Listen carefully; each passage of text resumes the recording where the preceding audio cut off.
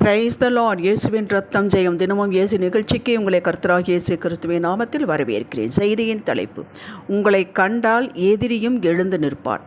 ஆதார வசனம் நீதிமொழிகள் 16ஆம் அதிகாரம் 7வது வசனம். ஒருவனுடைய வழிகள் கர்த்தருக்கு பிரியமாயிருந்தால் அவனுடைய சத்துருக்களும் அவனோடே சமாதானமாகும்படி செய்வார். தேவனுக்கு பிரியமானவர்களே, ஒருவனுடைய வழிகள் என்பது அவனுடைய ஒட்டுமொத்த வாழ்வின் அம்சங்கள், நடத்தை, ஆண்டவரோடு உள்ள உறவு. முதலாவது கர்த்தரை, முக்கியமாக கர்த்தரை வைக்கிறானா? பக்தியும் பயத்துடனும் சேவிக்கிறானா? தனக்கு கொடுக்கப்பட்ட குடும்பம், வேலை, பிஸ்னஸ் எதுவாக இருக்கட்டும், எப்படி நடத்துகிறான்? எப்படி செய்கிறான்? ஏழை எளியவர்களுக்கு தன் கையை திறக்கிறானா? பேச்சு செயல் எப்படி இருக்கிறது? உள்ளொன்று வைத்து புறமொன்று பேசுகிறானா? தனக்கு இதில் என்ன லாபம், என்ன லாபம் என்று எதை எடுத்தாலும் தனக்கு லாபம் காண்கிறவனாக இருக்கிறானா? அல்லது தேவ ராஜ்யத்திற்கு இதில் என்ன லாபம், தேவன் இதில் பிரியப்படுகிறாரா என்று தனது வாழ்வின் எல்லா கோணங்களிலும் கர்த்தரின் பார்வை இருக்கிறது என்பதை கவனிக்கிறானா? தனது வாய்க்கும் நாவிற்கும் தானே காவல் வைத்து கொண்டானா என்றும், வேத வார்த்தைகளுக்கு கீழ்ப்படுகிறானா என்றும், தன்னை பற்றியே நினைத்து கொண்டிராமல் பிறனுடைய வேதனை பாடுகளை கவனித்து ஜெபிக்கிறானா? ஆண்டவர் நாம் இப்படி பேசினால், செயல்பட்டால் மகிழ்ச்சி அடைவாரா என்று அக்கறை கொண்டுள்ளதையும் கவனிக்கிறார். இவை எல்லாவற்றையும் கவனிக்கிறார். நம்முடைய ஒவ்வொரு அசைவையும் கர்த்தர் கவனிக்கிறார் என்பதை நீங்கள் மறந்து விடாதீர்கள். இயேசு உலகத்தில் வாழ்ந்த காலத்தில் பரிசேயர்கள் மனதிற்குள்ளேயே இவன் யார் பாவங்களை மன்னிப்பதற்கு என்று உள்ளத்தில் நினைத்ததை இயேசு அறிந்து, ஏன் உள்ளத்தில் இப்படி நினைக்கிறீர்கள், இடர்கள் அடைகிறீர்கள் என்று கேட்டார். அவரது பார்வைக்கு மறைவானது ஏதும் இல்லைங்க. நம்முடைய வழிகளை இதைத்தான் நடைகள் என்கிறது வேதம். ஆகையால் உன் நடைகளை சீர்தூக்கிப்பார், உன் நடையின் மீது கவனமாயிரு என்று வேதம் நம்மை உற்சாகப்படுத்துகிறது. 100% பெர்ஃபெக்டான மனிதன் ஒருவரும் இல்லை. ஆனால் நாம் 100% பெர்ஃபெக்ட் ஆக வேண்டும் என்ற விருப்பம் வேண்டும். இதற்கு தேவ கிருபை போதுமானதாக இருக்கிறது. தாவீது தேவனுக்கு பயந்து நடந்தவன், பிரமாணத்தை கை கொண்டவன், தேவனை எப்போது தமக்கு முன்பாக வைத்து நடக்கிறவன்.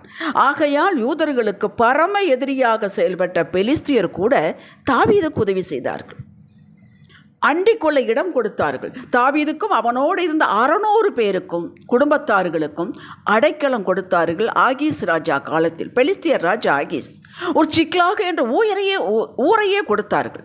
ஆம், தாவீது சாதாரண மனிதன், தேவனுக்கு தம் வழிகளை ஒப்பு கொடுத்து நடந்தவன்.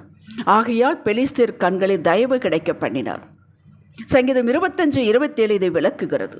தானியேல் தன் தேவனுக்காக வைராக்கியமாக இருந்ததால் இவனும் இவனுடைய 3 நண்பர்களும் பாபிலோனில் ராஜாவின் வேலைக்காடைய கண்களில் தயவு கிடைக்க பண்ணினார்.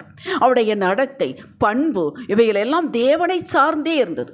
ஒரு அந்நிய நாட்டில் பாபிலோனில் சிறைப்பட்டு போய் சிறை கைதியாக இருக்கக்கூடிய, அடிமைகளாக இருக்கக்கூடிய இடத்திலே உயர்த்தினார் என்றால் அவருடைய பண்புகளை எடுத்துப்பார். அப்படித்தான் உங்களை உயர்த்துவார். இந்த இடத்தில் உங்களுக்கு வாய்ப்பே இல்லை, மேலே வருவதற்கு வாய்ப்பே கிடையாது, செழிப்படைவதற்கு வாய்ப்பே கிடையாது, வீடு கட்ட வாய்ப்பே கிடையாது என்ற இடத்தில் உங்களை உயர்த்துவார். உங்களுடைய பண்பு, உங்களுடைய நடத்தை இதை பார்த்து எதிரியே வந்து உதவி செய்யும்படி செய்வார். இவர்கள் சிறைப்பட்டு போனவர்கள், ஆனால் அந்நிய தேசத்தில் உயர் பதவி அடைந்தவர்கள், நற்சாட்சி பெற்றவர்கள். சுய பாதுகாப்பையும் சுய மகிமையும் இவர்கள் தேடாதவர்கள், ஆண்டவரின் நாம மகிமைக்காகவே வாழ்ந்தவர்கள். எது எடுத்தாலும் கர்த்தர் பிரியப்படுவாராம். தாங்கள் கொண்ட கொள்கையில், எடுத்த தீர்மானத்தில் கடைசி வரை உயிரே போனாலும் சரி நின்றார்கள். ஈசாக்கு தன் தகப்பன் ஆபிரகாம் காலத்தில் வெட்டின துறவைகளெல்லாம் பெலிஸ்தியர் தூர்த்து போட்டு மூடி போட்டு விட்டார்கள். ஈசாக்கு காலத்தில் இவை தோண்டின போது அதிகமான நீர் கண்டார். ஒவ்வொரு துறவையை எடுக்கும் போதெல்லாம் பெலிஸ்தியர் இது எங்களுடையது, இது எங்களுடையது என்று கைப்பற்றி கொண்டே வந்தார்கள். இது ஆதியாகமம் 26 வாசிக்கலாம். ஈசாக்கு பொறுமையோடு அதை விட்டு கொடுத்து கொண்டே வந்தான். விட்டு கொடுத்தவன் கெட்டு போனதில்லை, கெட்டு போனவன் விட்டு கொடுத்ததில்லை. அதற்காக ஈசாக்கு ஏமாந்தவன் என்பதல்ல. நாம் விட்டு கொடுக்கும் பொழுது கோழை, பயந்தவன், ஏமாந்தவன் என்பதல்ல. கர்த்தருக்கு கணக்கு கொடுக்கிறோம், பொறுமையை காட்டுகிறோம், நம்ம நல்ல பண்பை காட்டுகிறோம். வைராக்கியமாக இருக்கிறவன், தைரியமாக இருக்கிறவன் மட்டும்தான் விட்டு கொடுக்க முடியும். ஒரு ஸ்டேஜில் இந்த பெலிஸ்தர்கள் வந்து உணர்ந்து கொண்டார்கள், கர்த்தர் ஈசாக்கோடு இருக்கிறார் என்று. அவர்களுக்குள் ஒரு பயம் வந்து விட்டது. உடனே ராஜாவோடு பிரபுக்களோடு வந்து ஆதியாகமம் 26:29 வாசித்து பாருங்கள். நாங்கள் உங்களோடு உடன்படிக்கை செய்து கொள்ள வந்தோம். நாங்கள் உங்களுக்கு ஒன்றும் செய்யவில்லை, அதுபோல நீரும் எங்களுக்கு எதுவும் செய்து விடாதீர்கள். ஏனென்றால் ஈசாக்கு வர வர விருத்தியாகிக் கொண்டே போகிறான். அதை பார்த்தார்கள். அப்படி நீங்கள் வர வர விருத்தி ஆவீர்கள். எதிரி பார்ப்பான், அவனுக்கு பயம் வரும். மோவாபியர்கள் யூதருக்கு அருவருப்பானவர்கள். ஆனால் மோவாபிய ஸ்திரீ ரூத்தினுடைய குணம், பண்பு, நடத்தை, அவள் தேவனை பிடித்து கொண்டது, வைராக்கியமாக வந்தது. அறிந்த போவாஸ் அவளை பார்த்து சொல்கிறான், அவர்கள் அறுப்பறுக்கும் வயலை நீ பார்த்து அவர்கள் பிறகே போ, ஒருவர் உன்னை தொடாதபடிக்கு வேலைக்காரர்களுக்கு கட்டளையிட்டிருக்கிறேன். உனக்கு தாகம் எடுத்தால் தண்ணீர் குடங்கள் அண்டைக்கு போய் வேலைக்காரர் ஒன்று வைத்திருக்கிறதிலே வருகிறார்களெல்லாம் அதிலே குடிக்கலாம் என்றான்.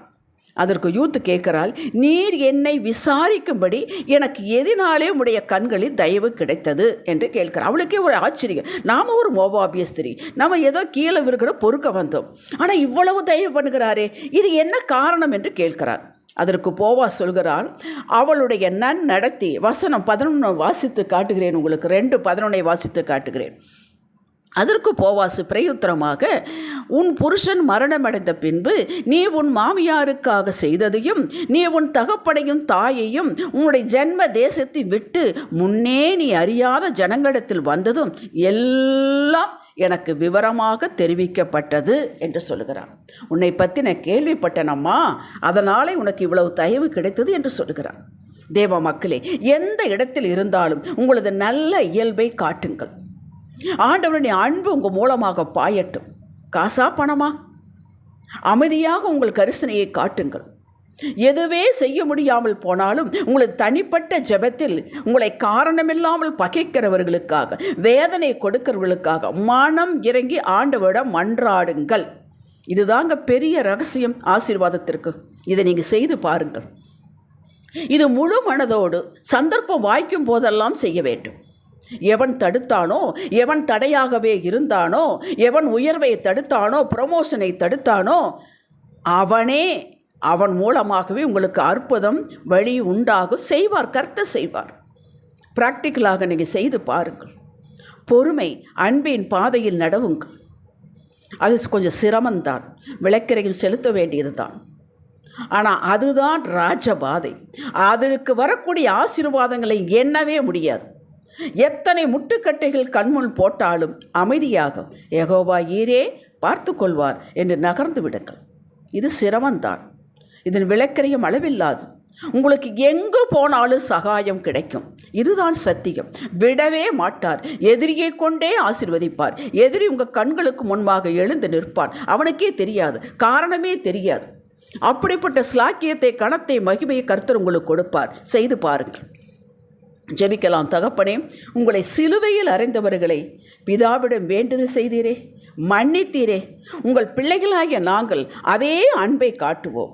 அன்பிற்கு அடிபணியாத உலகத்தில் ஏதுமில்லை. கண்டோம்.